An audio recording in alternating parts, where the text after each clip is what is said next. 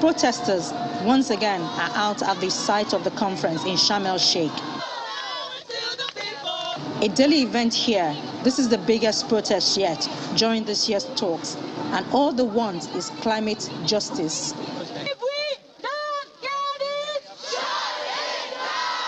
Most demonstrations held at the conference have taken place in the summit's blue zone, which falls under the responsibility of the United Nations.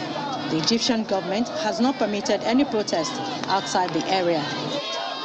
We need to keep fighting to make sure that inside these negotiations, actually the voice of the most affected people by the climate crisis are heard, are listened, and the actions are taken and agreed here. So I think what is interesting also of this kind of coalition and this kind of march is actually that we do link what's happening in the text of negotiations with the concrete challenges and fights of people every day all around the world.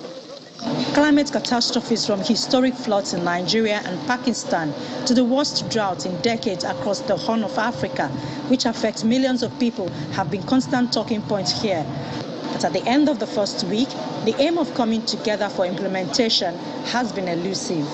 This COP was meant to help deliver tangible progress on adaptation, and particularly around defining the global goal on adaptation. It was meant to deliver the decision that was agreed in Glasgow last year around doubling adaptation finance.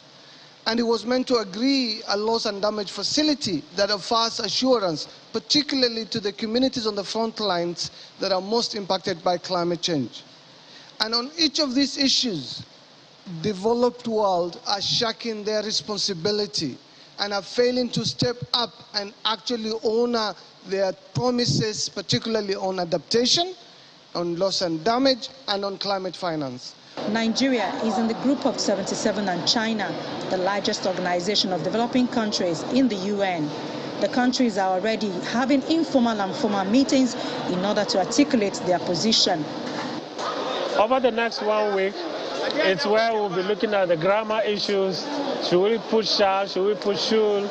But essentially, the developing countries will be insisting on shall when it comes to financial support, from the developed countries, because they need to do that. They need to support Africa in fighting climate change. The language of the text is important, as this will indicate there is a full commitment to do what the developed countries have been promising, or shows that the gathering here in Sharm el-Sheikh will end up being another talk without action. Ayola Kasim, Channels Television News.